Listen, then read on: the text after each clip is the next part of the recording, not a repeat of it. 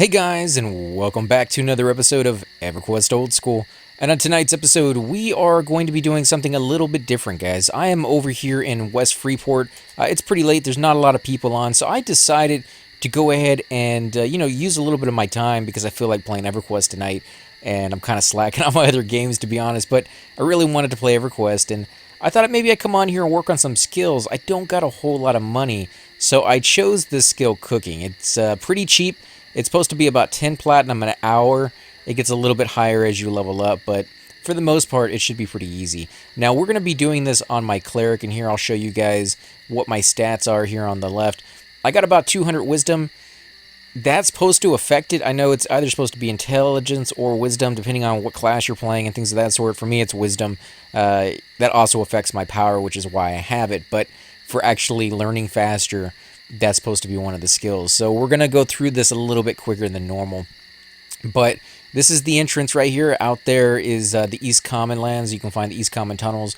We're going to come through here, and I'm going to show you guys. Now, if you're playing a evil race, whether it's like a dark elf, you're probably going to be going to a different city, and I'll probably do a tutorial on showing you guys where to go for that.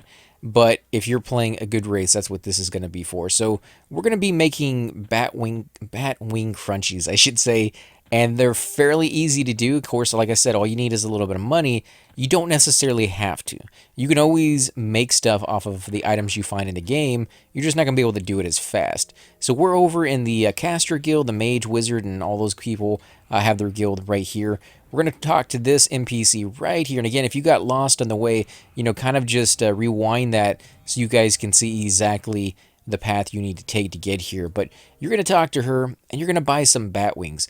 Now, this is also very useful if you're playing a caster, and that's kind of why it's in the Caster Guild, because you use bat wings to cast Levitate. And you don't always want to go off and farm bats to get these wings. There's really no high-level bats that casters are going to farm on a regular basis in a zone somewhere. So this is your best bet to get them. They're pretty cheap, 1 silver a piece. That's not bad, especially at higher levels when you start making quite a bit of money. So you're going to want to buy 10 stacks of these. Yes, you heard me guys right, 10 stacks. Now, if you are, there's a little addition there. If you are playing a class like mine and you happen to have a great deal of intelligence or wisdom, you may not want to put the money into it. You may just go ahead and buy 5 stacks and go do some, come back if you have to. I think I used about 8 stacks, and actually about 6 stacks, I think, now that I'm looking at it. And we'll look at my backpack when I'm done, and I'll show you, because I have done a little bit of this off camera just to kind of bypass the slow bits for you. So once you get all those stacks of bat wings, of course, you can just come out here, or you can go down the right way. I just come out here and I flop down. Of course, I miss it the one time I do it. You're supposed to be able to just jump right there on the land and then just run across. So that's fairly easy to do. Of course, the one time I'm filming is the one time I fall down. But yeah, thankfully you don't have to go up there very often. This is the exit right here if you wanted to take the right way off. And you're just going to come right outside the Mage Guild. And you're going to head over to where the Monk Guild kind of is. You're not going to be going to the Monk Guild. You're going to be going to, nearby to it. So make sure you don't come over here and zone. That's not where you're trying to go. You're trying to go into this little cubby hole right here. Now, the Monk Guild is right over there, and this is the building you're looking for. It doesn't really have a name. There's not much to it. You just kind of come inside, go around the corner, and there she is right there. That's the NPC that you're looking for. Once you talk to her, you're going to want to scroll down until you find frosting. Now, frosting is not just used in this alone. You can go ahead and save these pieces. They're going to be used for other stuff in the, higher up spells, or you can just only buy what you need to buy because the oven is not far away from where we're at. Unfortunately, there is not one inside the shop where you would think it would be. Actually, it looks like there's a little fireplace. Unfortunately, you can't use that as an oven, so that's kind of a little letdown. But there is not one, or there is one not too far away, so you don't have to worry.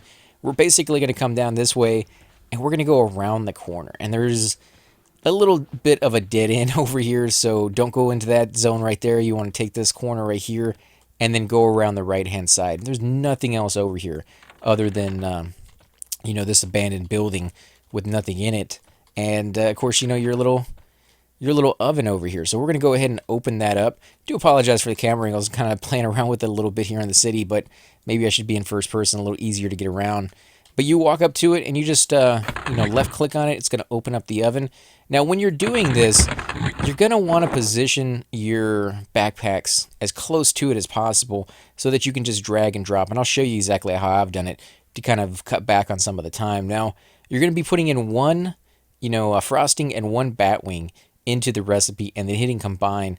You want to hold down the control button because you don't want to put a whole 20 stacks in and a whole 20 stacks of bone or the batwings and then hit the combine button. Is not going to make you as many as it possibly can, like it does in other games. This is not easy mode. You have to do it manually yourself, and you have to know the recipe as well.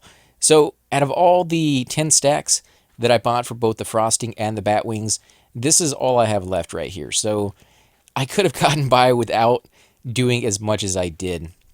I did happen to get, a decent amount of the Batwing Crunchies right here. In fact, I'll show you what the stats are on there. It's just a mill. It doesn't do anything special like strength or dexterity. For something like that, you're going to want like the wolf cub meat or the lion meat sandwiches and things of that sort. Those do add stats even at this early stage. But because you can buy these items, they know that it wouldn't be fair to just give you really good stuff. So I'm going to go ahead and do a few of them here, show you guys. Now you're going to want to get this skill up to, I believe it's 46. Yeah, it's 46. In fact, if I scroll up, you can see earlier when I was going through, there's my skill right there all the way to 46. I went through and you can see just how many times I failed versus how many times I actually created an item. I would say the very first 30 levels that I did on here, I failed more often than anything else, because when you get and there you can go, you see the prices right there for those items. But yeah, when you fail to make an item, you don't get the reward for it. You just get nothing, and you can go ahead and pick more stuff up and actually keep going.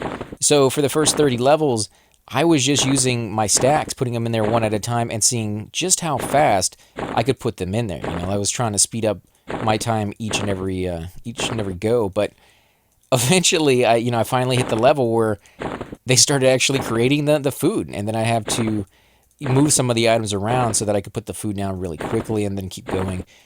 I believe at 46, yeah, see it says this item together to fashion, so I don't think I can actually get any more levels out of doing this, but I got the pieces.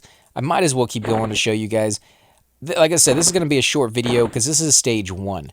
Now we're going to go to stage 2 and make some new stuff out of that one. Of course, I'll do a video when I find out where those items are, and I'll show you exactly where you need to go. Keep in mind, though, again, this is going to be for the good race, for somebody who can go into Freeport, and not all of you can. So yeah, keep that in mind, that there may be another video out there that does it better for an evil city. And if you're playing the lizard guys, that's a completely different city altogether as well, because you're not liked in a lot of the evil cities either. So yeah, you need to look up a very specific walkthrough on that one. And they have a pretty good one on the wiki if you guys really want to read the whole text and find out what skills affect what and which ones are better for certain casters or classes. As far as like enchanting goes, for your jewelry crafting, a lot of people want enchanters for that, because otherwise you have to find somebody to enchant all your bars. Some people don't care though. Some people will actually sit there and find somebody and then enchant a whole bunch of them and always leave them in the bank, so they have plenty of materials to work with. Other people don't want to do that. So keep that in mind when choosing which skill you want to go down. Of course, you can go down every single skill in this game, max it out to the highest level. There is no limit to how many skills you can have at the same time. And man, I am making these things like crazy. So I might actually make a little bit of money on there. I'll have to look. I'll have to go back, guys, and find out if, like I said, if I'll make more money from selling these things to, say, a vendor than I will if I sold the stacks. Of course, I don't know. And it's kind of hard to figure that out, too, because you don't always make one. You're not going to have 2 stacks of 20 and make 20 items out of it every single time. It's just not going to happen. So, I don't know. We'll average it out, figure out how much I spent and how much I'm making overall, and then let you know, off on the next video whether that was worth it or not. Again, guys, I want to thank you all for watching. If you do enjoy these videos, be sure to hit that like button, subscribe, guys. It definitely helps grow the channel, and I greatly appreciate it. But more than that, guys, I want to hear your comments. Do you have a certain skill in mind that you would like to see? Jewelry crafting, like I said, is probably something I'm not going to do anytime soon. It's really, really expensive, unless you can get to a zone that drops gems, and even then it's expensive because you're not selling those gems, and a lot of the time you fail. So I heard from other players, when you do that, when you max out, I forgot what skill it is, I think it might be intelligence or something. You max out whatever the skill is so that you fail the least amount of times while leveling that up, because every single time you fail, it's very, very painful when it comes to cash. But again, guys, thanks for watching, and I will catch you all next time.